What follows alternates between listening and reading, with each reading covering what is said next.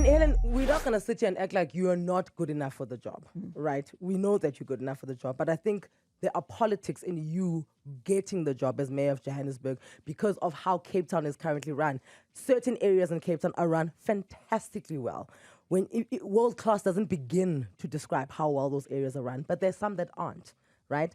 And Cape Town works well because there's segregation, and that's why it's easy to run it like that. Johannesburg isn't segregated. How are you going to manage that? Cape Town works because of segregation.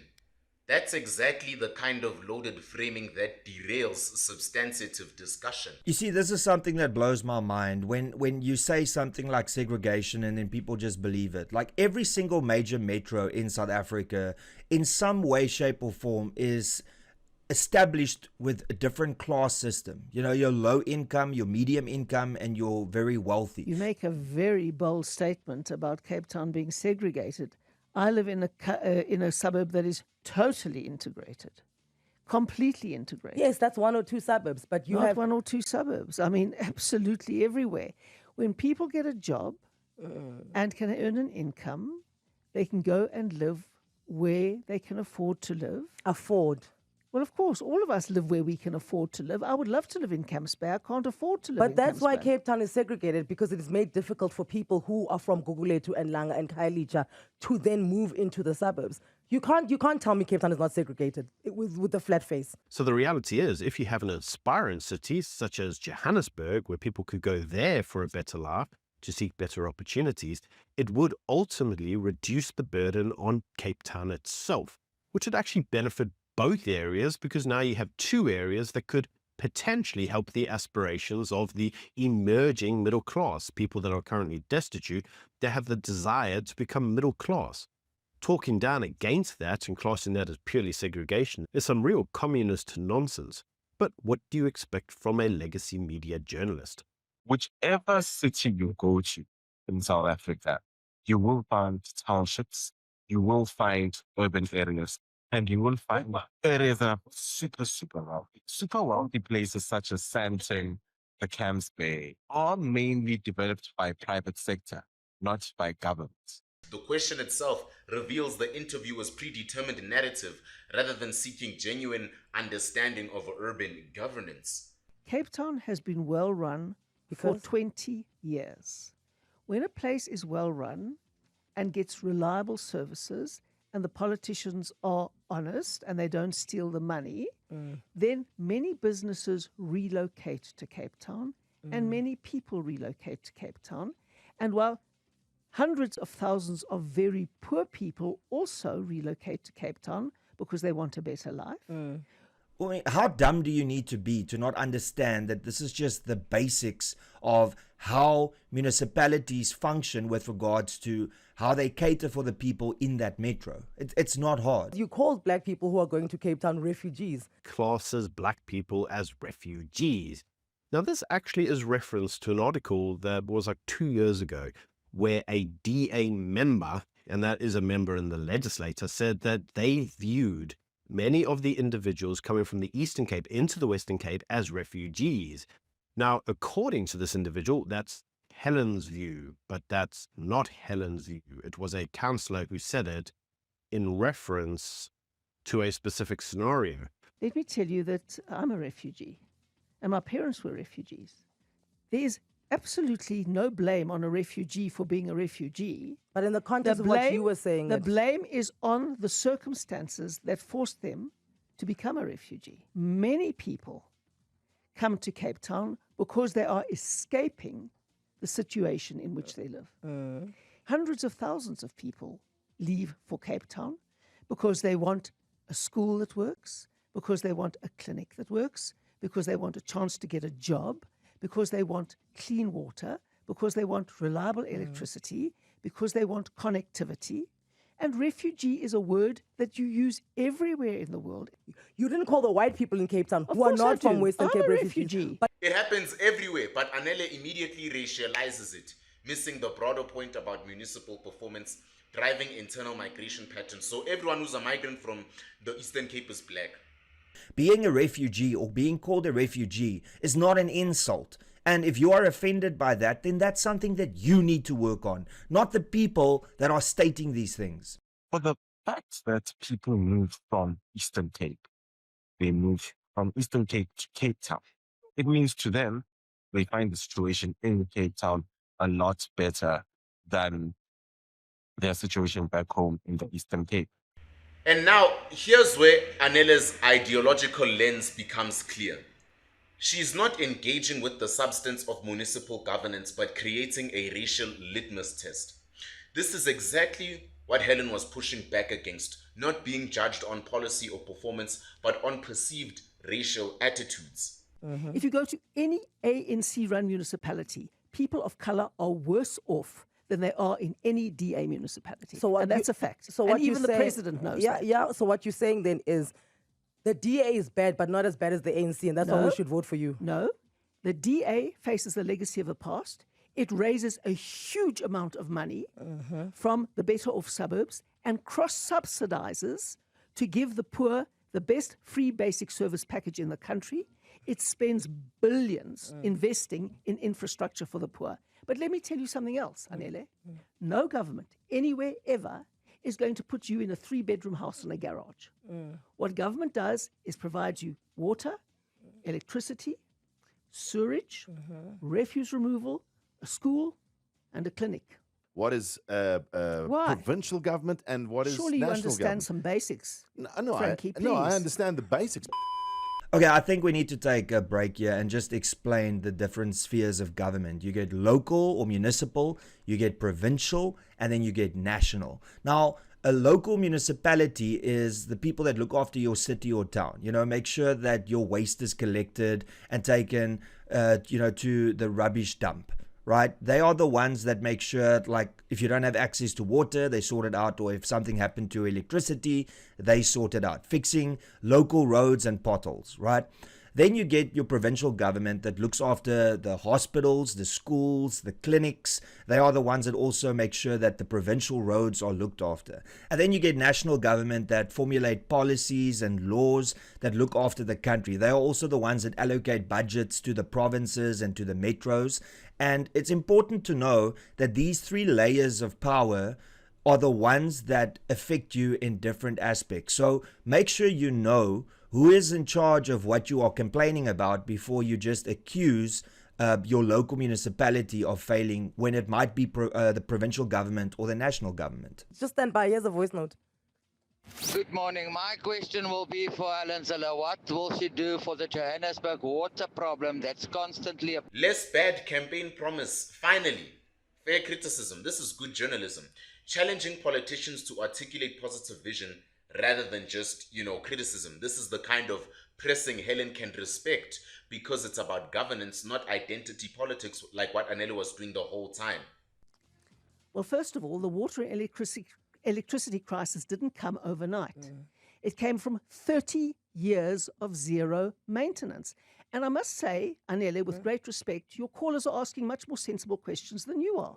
Because they're asking the granular questions that have something to do with local government. Ooh! Helen's frustration is understandable here because the public callers focused on, actual service delivery issues while the interviewer kept circling back into racial perceptions. It is a pointed but fair observation about interview quality. The bottom line is journalism in South Africa has become a sensational thing where left-wing legacy media is just pushing the left-wing ideology. They are just against anyone who's anti-war. Cape Town is a great example Yes. of a well-run. So that is what about a local Tshwane government and has what to about do. Nelson Mandela Bay? Are they as well-run as Cape Town? Of course not, because it hasn't had the DA government for 20 years. That's the point. So you're saying that When you've had the DA government for 20 No, years, Helen. you have a good place. I'm telling you the truth. You can say, oh, Helen, all you like, because I'm not playing your ideological games here. I'm talking about service delivery on the ground, which is what local government is about. Oh, wow. Finally, a compliment. You see, but then Anele follows it up by saying, but what about Nelson Mandela Bay? Like, Anele doesn't even know which political party is running which metro. And this is just like a cheat sheet that was given to her. You can see that she doesn't really comprehend what is actually going on. And now she wants to throw these like hurdles in the road, when in actual fact it's a stupid question, because she's trying to say, but what about the DA in Nelson Mandela Bay, etc. The ANC runs Nelson Mandela Bay. So I'm not sure what you're talking. Okay. Bottom line. And to answer I'm answering still your callers, because they're asking the good questions here. You don't have to insult us into like You're insulting into putting me, us back. I will No, insult we're you. asking you good questions. We didn't insult you once. We're asking you good I questions. want to tell you don't you, have to get if you defensive. want- I'm you not don't have to get. defensive, You I'm on the attack. You I'm on the are, attack. because the first insult I'm here on that the was attack. thrown was that none of us in this studio are asking good questions. Well, you You aren't. don't have to. That's a fact. This is going to be a You don't have to partnership. be insulted You by the don't have. facts. This is going to be a partnership. We run Joburg as well as you are going to. You run Joburg. Yes, we do. We come run here. your studio. Yes, that's what we're doing. When did we insult you, my dear? That condescending, my dear, while denying any insult, is exactly the kind of passive-aggressive approach that would frustrate any interviewee. Helen was right to call this out.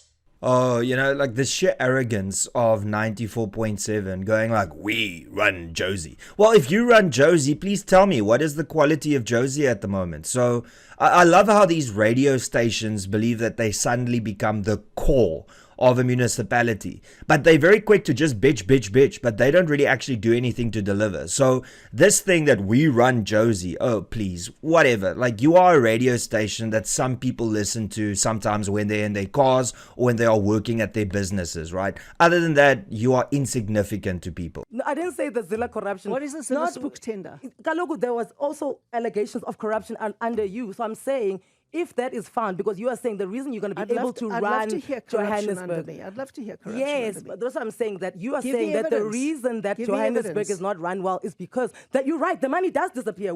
That's something you and I both agree on. But I'm saying that there are allegations of corruption within the DA. Examples? So would you Examples? Nancy, this book files the 10 is on. Which book? Give me examples, please. Helen, is there anything else you'd like to say before we make sure that every single time that you are here campaigning, we want to hear from you? If you ask me a question and make an allegation, you have to substantiate it. Simple. Yes, but that's what I'm saying. There were allegations. So what I'm saying to you is... Allegations if- is not proof. Helen took Tender's allegation.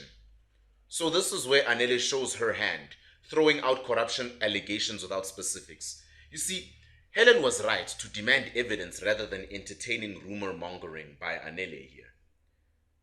I'm not sure about corruption examples. Exactly. If you're going to make serious allegations, then come prepared with facts.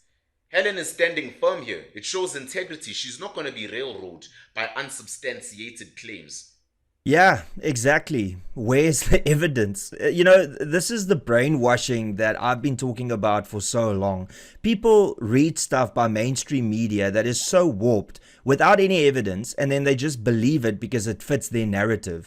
And then when you ask them, where's the evidence? Then they, and then they get angry. Anele is actually angry right now because she does not have the answer, because it was told to her and she believed it, and now when Helen is asking her to provide evidence, now she's ducked back sitting there. Can you survive in the DA if you're racist? Certainly not. We're the most non-racial party there is, and we are completely judging people on their value as human beings and not the color of their skin. Can you survive in the DA if you're racist? This question encapsulates the problem perfectly. Instead of discussing Helen's actual policies or Cape Town's service delivery record, we are back to ideological purity tests. It is an unfair framing that assumes guilt and demands proof of innocence. Johannesburg, as a black person who lives in Johannesburg, black people struggle to see you wanting to forward them, right? That's what it comes across as. Anele, when were you elected as the spokesperson of all black people? You weren't. How can you speak for black people? I can't speak for white people. Helen, you I are am not a on Twitter every day. You see what people say about you, babe. You see it. People do not trust you to have the interests of black people at heart. Please don't come here and want to like... Twitter is not the voters' role. You see, why is this question not asked towards the ANC, the EFF, MK? Why is it always asked towards white parties?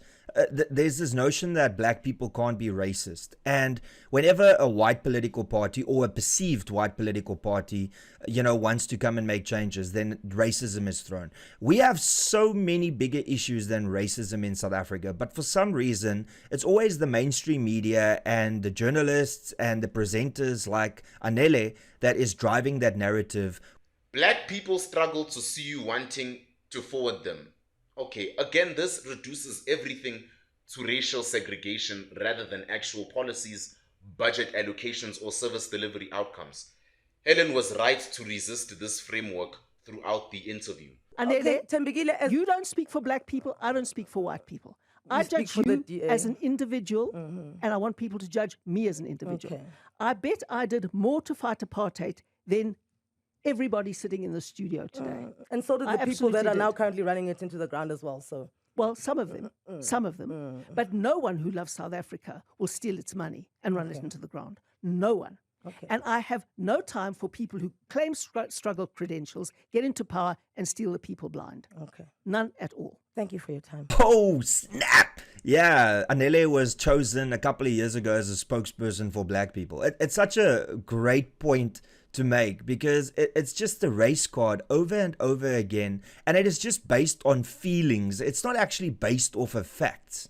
So Anele tried to give like a witty response here, but what she doesn't actually realize is that she made the point for Helen Zille here. Yes, there are people that proclaim that they fought apartheid for the right reasons, but if you look at what is currently happening in South Africa, you will see that the overwhelming majority of people that proclaim that they fought against apartheid are now the ones that are robbing the youth and the poor of this country of their futures, and pretty much everybody else, because of the insane amount of corruption that is taking place. So what exactly should still be rewarded to the ANC and to the cadres that fought against apartheid when we are 31 years into a democracy and they are stealing from the poorest of the poor and they are stealing the youth's futures?